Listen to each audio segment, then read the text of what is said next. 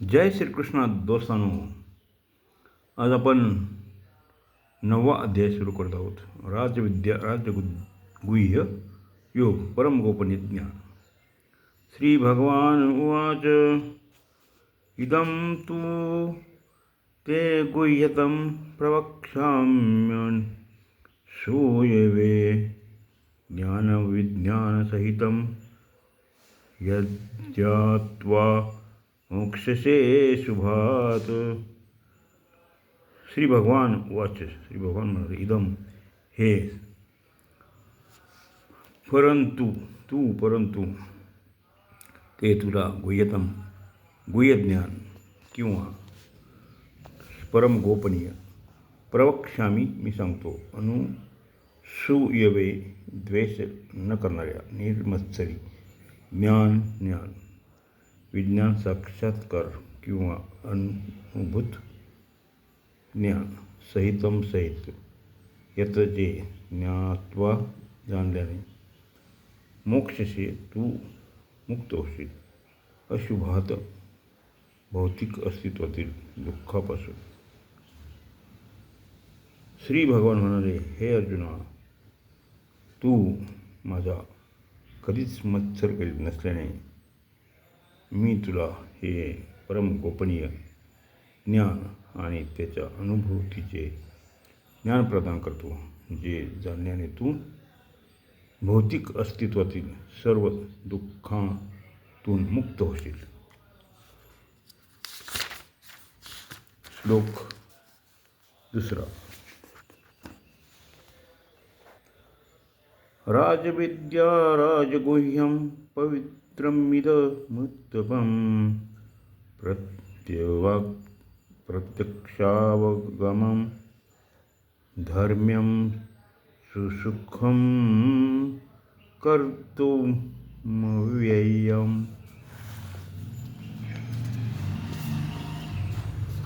राजविद्या सर्व विद्यांचा राजा, सर्व विद्यांचे श्रेष्ठ, विद्यामध्ये श्रेष्ठ. राजगुह्यम सर्व गोपनीय ज्ञानाचा राजा, सर्व गुह्य ज्ञानामध्ये श्रेष्ठ. पवित्रम अत्यंत पवित्र.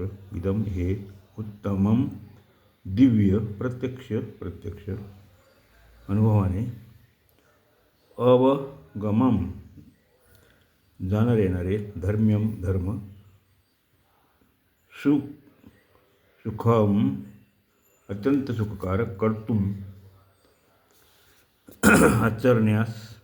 अव्ययम अविनाशी.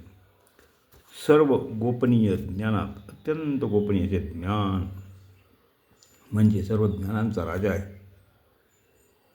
हे अत्यंत पवित्र ज्ञान आहे आणि अनुभवजन्य प्रत्यक्ष आत्मज्ञान देणारे असल्यामुळे तो धर्माची परिपूर्णता आहे.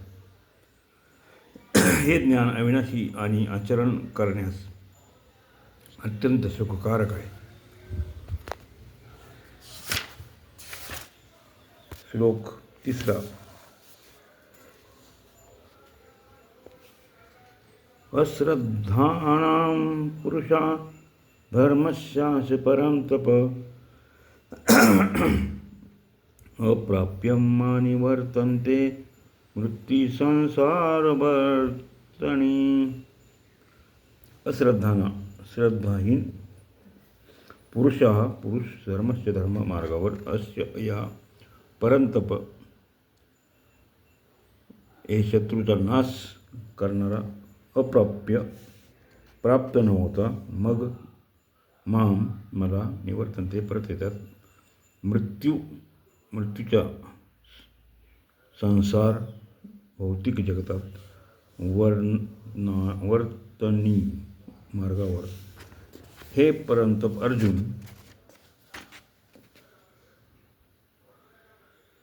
ज्याची या भक्तिमार्गावर श्रद्धा नाही त्यांना माझी प्राप्ती होऊ शकत नाही.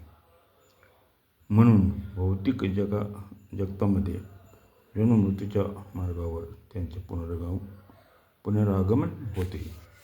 अशा प्रकारे 3रा अध्यायाचा अर्थ संपत आहे. जय श्रीकृष्ण.